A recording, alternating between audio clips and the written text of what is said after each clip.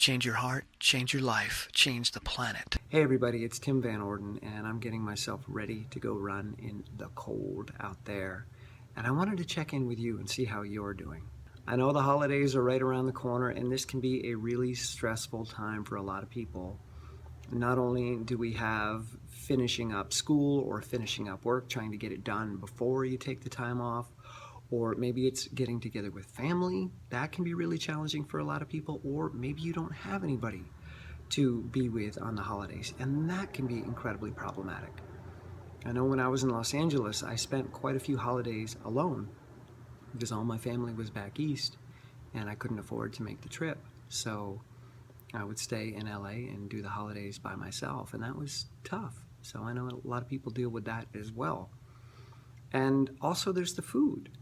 We tend to have these big gatherings that are focused on indulgent foods. We've got the eggnogs and the cookies and the cakes and the pies and the very big dinners. Whether we're alone or whether we're with a group, we generally tend to eat a lot more during the holidays, and we give ourselves permission to do so. It's the holiday. Let's have fun. Let's relax. This is vacation. So let's get away from our attempt at a strict schedule or our attempt at a certain type of behavior. This is where I can let it down. This is where I can be myself and let go of those external forced constraints like diet and exercise and all the other things that you've been trying to diligently keep in your life or make a part of your life. So most of what my process is about, which I now call a compassionate approach, which is the title of the book that I just came out with, is about not having these external constraints or not having these external guidelines for what I should be doing or what I need to be doing in order to be okay or in order to be accepted or good enough. It's simply about changing who I am and what I value. I value running. Not because it gets me fit, not because it's good for my health, not because it makes me fast, but because it's something that I've really learned to enjoy. It's something that allows me to experience myself in a very different way, in a way that I cannot experience if I'm not running. So it's not so much the outcome. That's nice. It's nice to get the fitness. It's nice to have a lean, fit, healthy, muscular body. Yeah, that's fun. It's nice to do well in races, but ultimately, it's the run itself. I love running.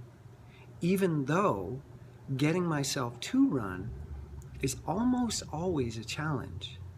Once I'm out there, once I'm moving, once I'm actually physically engaged, I change. I light up. My brain chemistry changes, my physiology changes, and suddenly different parts of Tim come online, and I really like those parts of Tim. So I know that getting myself out the door to run is not about some external thing that I have to do because the doctor said it or because I don't want to be embarrassed about my body. No, I want to get out there because it's going to be awesome. That's why I do it. And the same with diet. It's not about needing to eat greens because that's what the doctor says is really good for you and they combat cancer, etc. And I need to stay away from refined sugar because the doctors say it's really bad for me and it makes me fat and it might give me type 2 diabetes. It's not about that. It's about changing who you are in relation to food. Why do you eat? This is a question that most people don't ever ask themselves. They just eat as an external solution to deal with what they're feeling.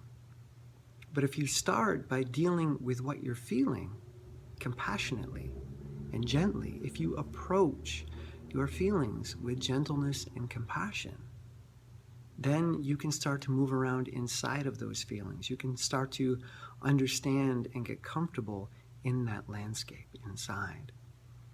And then you can slowly, gently guide yourself into behaviors that actually make you feel really good, not just in the short term, but in the long term.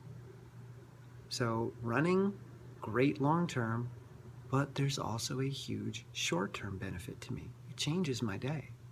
Not only is the run incredibly powerful and exciting for me, but when I'm done with the run, my day is awesome.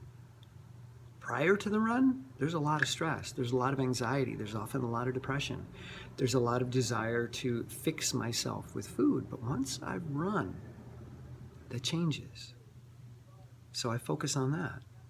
I focus on being the change rather than looking for an external source of change, which is what most people have been taught to do. That exercise is an external thing that you need to add to your life, that you need to add to who you are, rather than exercise being an expression of who you are. And again, the same with diet. You can change the way that you approach food. You can change what food means to you. You can change what food does to you. This is not something that you can simply snap your fingers and it's done and you're good to go. It's a practice. It's something you start very gently, very compassionately, and you engage. And as you engage, you're not going to do it exactly the way you intended, and that's okay. That's part of the experiment. Let yourself fall down. Let yourself do it wrong, but be present and mindful and look at what shows up rather than making a story about who you are because it didn't go the way that you wanted it to. I'm a failure. I'm stupid. I can't do it. I have no willpower. I have no discipline. I don't like greens.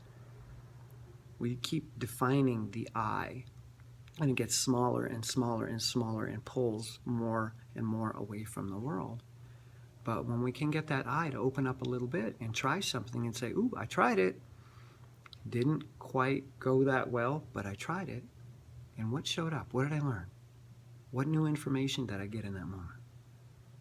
And the more you do that, the better you get at it, and the easier it becomes, and the less your I will fight you. So now, even though getting myself out the door on a cold day is still a challenge, it doesn't stop me anymore. I take the steps because there's a part of me that now identifies as someone that wants to move powerfully through the world, and that's what running is for me. It's exciting to me. So it's not something I have to force myself to do, it's simply something that I have to start engaging in.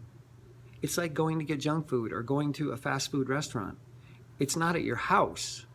You have to go buy it. Well, and then it's at your house, but you have to buy it first. So you have to get dressed, you have to get in the car or the bus or whatever method of transportation you use. You have to get to the store, get to the restaurant, purchase it, bring it home or eat it there. But it's not immediate. There's a process that you need to engage in. There's a path that you need to go down. Driving to the restaurant is not all that fun. And waiting in line at the restaurant is not all that fun, but we're willing to do it, aren't we? So that we can get that food. And it's the same with running. Getting myself dressed, getting myself out the door, it's like driving to the restaurant. Something I need to do to get what I want. And maybe it's not that fun, but so what? Any of you that are eating, that food came from somewhere and you had to go get it. So you're already engaging in this type of preparatory process. You're already doing it. Now we just need to move it towards activities that you can start to embrace as a new you, a bigger you, a more powerful you.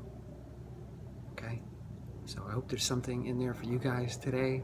If you like this channel and you want to keep this channel alive, please go over to Patreon, pledge $2 a month, and hopefully there won't be any helicopters in any future videos I make. But in the meantime, your support on Patreon helps me to keep this channel alive, because it's very time consuming to make videos like this and put them out there, and it's gotten to the point where it's not sustainable for me. So your support on Patreon, just $2 a month, allows me to produce more content, because when I'm freaking out and working really hard to get myself out there into the world, that's less time I have to work on content. So the easier it is for me to get engaged, the more time I have to work on content, and your support allows me to do that.